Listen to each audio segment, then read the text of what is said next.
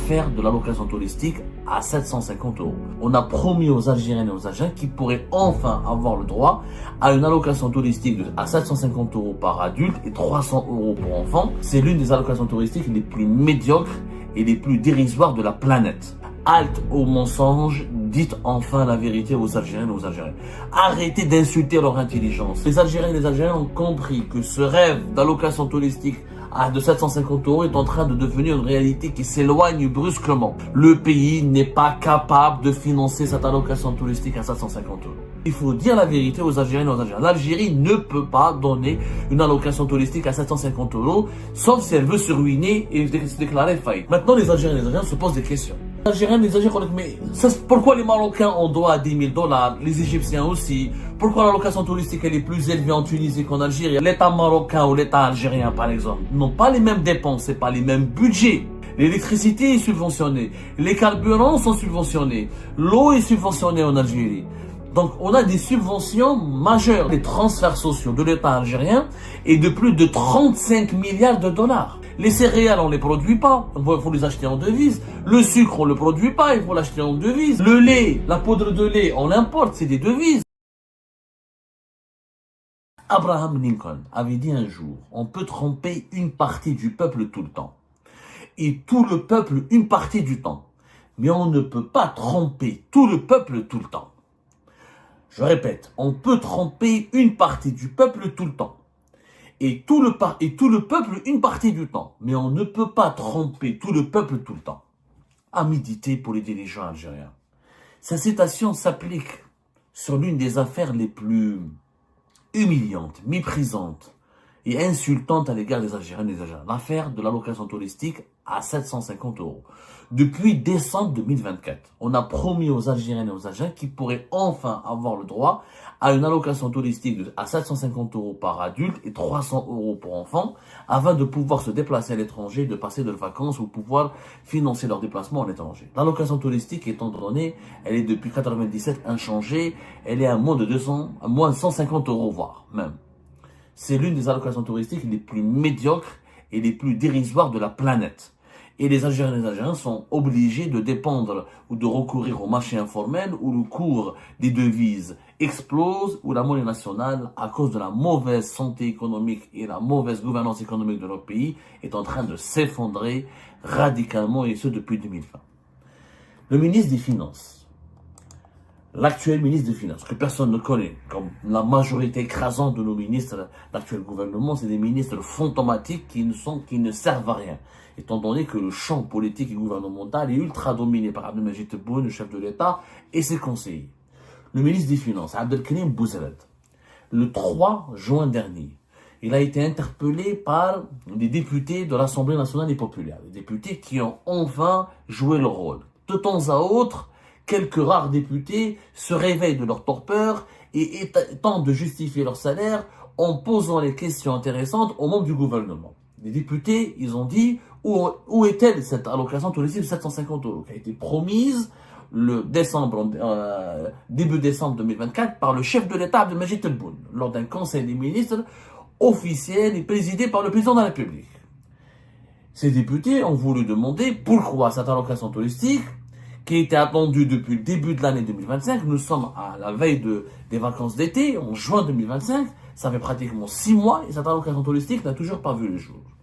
Le ministre des Finances, dans sa réponse, il a dit « Cette question relève des prérogatives de la Banque centrale, la Banque d'Algérie, qui dispose d'une autonomie de gestion et d'une réglementation spécifique. » Genre, je ne sais rien, c'est pas à moi qu'il faut poser la question, il faut poser la question à la Banque centrale, la Banque d'Algérie. Le ministre des Finances, il est le patron direct de la Banque d'Algérie. La Banque d'Algérie relève du ministère des Finances. Elle est effectivement autonome, elle est censée avoir un management, une gouvernance autonome, mais elle relève du ministère des Finances et le gouverneur de la Banque d'Algérie travaille avec le ministre des Finances dans l'édification et l'élaboration de la gestion du secteur financier du pays, de la politique financière de l'État. Cette réponse, en réalité, elle veut dire quoi? Ce ministre, cette question le dépasse. Il ne sait pas donner, il ne sait pas quand, il sait même pas si cette allocation touristique va être mise en place ou pas. Il sait même pas quoi dire. Il n'a pas de réponse à fournir. Il est dans l'obscurité totale. Il est perdu lui-même. Il sait en fait au fond de lui que cette allocation touristique ne peut pas voir le jour. Moi je pense, il faut lancer un message, il faut lancer un cri de, pas un cri de colère, ni de détresse, ni, il faut interpeller, il faut apporter des dirigeants algériens et leur demander ceci. Halte aux mensonges, dites enfin la vérité aux Algériens et aux Algériens. Arrêtez d'insulter leur intelligence. Arrêtez de les mépriser. Arrêtez de les considérer comme des adolescents écervelés. Les Algériens et les Algériens ont compris que ce rêve d'allocation touristique de 750 € est en train de devenir une réalité qui s'éloigne brusquement. Pourquoi? Le pays n'est pas capable de financer cette allocation touristique à 750 €. Il faut que le ministre des Finances ou le Premier ministre le dise clairement. On a essayé, on a voulu vous faire plaisir, on a pensé pouvoir vous faire plaisir, mais la réalité économique et financière du pays ne nous permet pas de financer cette allocation touristique. Il faut dire la vérité aux Algériens et aux Algériens. Il faut arrêter. Les Algériens et les Algériens sont devenus des citoyens intoxiqués en permanence. Ils perdent leur sens critique, ils perdent leur bon sens, leur intelligence elle est altérée, et leur intelligence elle est compromise parce qu'ils vivent en permanence dans la manipulation, l'endoctrinement et le mensonge. À un moment donné, si on ne va pas éduquer notre opinion publique, si on ne lui dit pas la vérité, si on n'élève pas le niveau intellectuel et le niveau des esprits de notre population, on va connaître que des crises d'instabilité et on va subir beaucoup de fléaux. Il faut que le ministre des Finances, s'il était honnête, s'il était patriote, il aurait pu dire la vérité, il aurait pu demander l'autorisation. Peut-être que Abdelmajid Tebboune ne va pas l'autoriser à un moment donné, mais Abdelmajid Tebboune doit aussi, en tant que président de la République, assumer sa responsabilité. Il s'est aventuré dans une promesse, dans un chantier où on lui a pas donné toutes les données, on lui a pas expliqué les tenants, les aboutissants d'une promesse qui est utopiste, qui est irréaliste. Il faut dire la vérité aux Algériens et aux Algériens. L'Algérie ne peut pas donner une allocation touristique à 750 €, sauf si elle veut se ruiner et se déclarer faillite. Pourquoi? Une telle allocation touristique à 550 € pour la financer, il faut que l'État algérien sorte de ses caisses au minimum 4 milliards de dollars. Les 4 milliards de dollars, on va les ramener d'où? On va les ramener des réserves de change qui ont baissé. Les réserves de change qui devaient atteindre les 72 milliards de dollars à la fin de l'année 2024, elles ont atteint les 63 milliards de dollars à la fin de l'année 2024. Depuis le début de l'année 2025, l'Algérie a gagné encore moins d'argent en devises qu'en 2024. Pourquoi? Parce que les prix du baril du pétrole ont baissé. Depuis plusieurs mois, le baril du pétrole est à moins de 70 $, alors qu'en 2024, il était à 80 $ et quelques. Ça signifie quoi? Ça signifie que les recettes de devises de l'Algérie sont en train de baisser significativement, puisque vous le savez tous, 96 jusqu'à même 98% des recettes de devises de l'Algérie dépendent directement et indirectement du cours du pétrole et du gaz. Le gaz n'a pas baissé autant que le pétrole, mais il est terriblement impacté par la baisse des prix du pétrole et les contrats à long terme qui se jouent pour le marché du gaz ont été impactés par une baisse des prix. Le GNL, le marché spot, c'est-à-dire le marché quotidien du gaz, tient pour le moment, mais comme l'Algérie, sa production a beaucoup baissé, parce qu'il y a une offre mondiale qui se diversifie, il y a une consommation mondiale du gaz qui est en train de se baisser pour le recours aux énergies renouvelables et au recours au gaz de schiste américain et à la production du GNL de d'autres pays, d'autres fournisseurs, comme le Qatar, comme le Nigeria, comme la Malaisie, comme l'Australie. Du coup, le marché gazier est de plus en plus développé. Alors il y a plus d'offres par rapport à la demande, ça s'équilibre. En plus, les prix du pétrole baissent. Le pétrole, c'est le roi du panier des produits énergétiques. Mais il faut dire la vérité aux Algériens et aux Algériens. Quand Tebboune avait promis cette allocation touristique, le contexte économique et financier était totalement différent. On pensait que les réserves de change allaient augmenter. Ce n'est pas le cas. Aujourd'hui, le pétrole a baissé. La guerre commerciale de Donald Trump, le marché mondial des hydrocarbures a complètement changé. Les recettes de l'État algérien en devises ont complètement changé. Pour financer cette allocation touristique, on doit prendre des réserves de change. Des réserves de change qui ont déjà baissé. Ça veut dire que si elles étaient à 63 milliards de dollars en 2024, elles sont en réalité à moins de 60 milliards de dollars en cours de l'année 2025, d'ici la fin de l'année 2025, voire en ce moment même, elles sont déjà à moins de 60 milliards de dollars. Retirer 4 milliards de dollars des réserves de change, c'est un pari risqué. Parce que l'Algérie, elle a besoin de ces réserves de change pour garantir, la stabilité de sa monnaie, qui est le dinar, qui est déjà instable, mais on essaye de le subventionner en utilisant les réserves de change. De deux, un matelas de sécurité pour pouvoir, au cas de sa catastrophe ou de sinistre, pouvoir financer les besoins premiers du pays. Et deux, trois, pouvoir financer sa sécurité nationale. C'est pour ça que les réserves de change, on n'y touche pas. Parce que le régime, comme il ne produit pas de richesse, il utilise tout ce qu'il gagne par le pétrole et le gaz pour les mettre dans les réserves de change pour avoir un fonds de sécurité, une tirelire pour sa sécurité nationale, pour sa sécurité. Mais même si les prix du pétrole ont augmenté de 2%, en une semaine, ils sont en baisse de plus de 15% depuis une année et de 44% depuis 3 ans. Donc, en matière d'énergie, malheureusement, on est dépendant du pétrole et du gaz. Il n'y a pas eu de diversification il n'y a pas eu de diversification de nos exportations. Donc, du coup, on ne peut pas financer.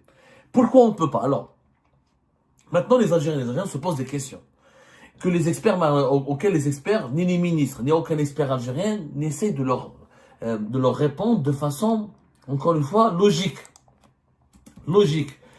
Des Algériens, mais pourquoi les Marocains on doit à 10 000 $, les Égyptiens aussi? Pourquoi la location touristique elle est plus élevée en Tunisie qu'en Algérie? Alors que c'est des pays plus pauvres que l'Algérie et plus pauvres qu'ils n'ont même pas les réserves de change de l'Algérie. C'est une très bonne question. Merci mes compatriotes. Il faudra maintenant l'expliquer. Au Maroc, comme en Algérie, il n'y a pas c'est pas les mêmes dépenses. L'État marocain ou l'État algérien, par exemple, n'ont pas les mêmes dépenses, c'est pas les mêmes budgets. Par exemple, en Algérie, pourquoi on a besoin de nos devises? Pourquoi la monnaie algérienne n'est pas convertible? Au Maroc aussi, la monnaie n'est pas convertible. Mais pourquoi les devises en Algérie sont très contrôlées? Parce que l'État algérien, il a une politique sociale qui lui permet d'utiliser, qui l'oblige d'utiliser ces devises pour subventionner tout ce qui est importation. Le sucre, il est subventionné. L'huile, il est subventionné. Les céréales sont subventionnées. L'électricité est subventionnée. Les carburants sont subventionnés. L'eau est subventionnée en Algérie. Donc, on a des subventions majeures des produits de base. Les produits de base sont totalement subventionnés. En plus, il y a une politique sociale de l'État. Le logement est subventionné. La santé est subventionnée. Il y a énormément de produits et de services publics qui sont subventionnés. Le budget des subventions sociales, on appelle ça les transferts sociaux de l'État algérien, est de plus de 35 milliards de dollars. En 2025, il va atteindre les 39 milliards de dollars. Vous imaginez, c'est énorme. C'est énorme. 39 milliards. Au Maroc, ils n'ont pas autant de subventions sociales. Le budget d'État marocain est d'à peine entre 3 jusqu'à un maximum 4 milliards de dollars. Donc vous avez au Maroc un État qui dépense 4 milliards de dollars pour son budget social, alors que le budget social de l'État algérien, il est de presque 40 milliards de dollars. 10 fois plus. Donc, l'État algérien, pour pouvoir subventionner le lait, il est subventionné, l'eau, l'énergie, etc., il a besoin de devises. Les carburants, on les fabrique en Algérie. Mais les machines pour les raffineries, etc., sont en devises. Il faut les importer, il faut les réparer, les pièces sont en devises. Les céréales, on les produit pas, il faut les acheter en devises. Le sucre, on le produit pas, il faut l'acheter en devises. L'huile, pour fabriquer de l'huile, le soja, etc., il faut l'importer, c'est des devises. Et tout ça, le lait, la poudre de lait, on l'importe, c'est des devises.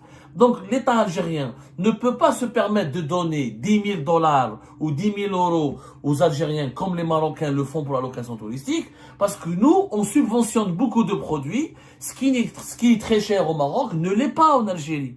C'est pour ça que quand on compare les deux pays, on a l'impression, c'est une vérité d'ailleurs, c'est pas une impression, il y a beaucoup moins de pauvres en Algérie qu'au Maroc. Pourquoi? Parce qu'il y a un soutien social, il y a une politique sociale de l'État algérien qui est beaucoup plus importante que celle du Maroc, qui est d'ailleurs la politique sociale la plus ambitieuse, la meilleure politique de tous les pays africains. Il n'y a pas un pays africain qui est aussi généreux que l'État algérien. Sauf que cette générosité, elle a un prix. C'est des prix.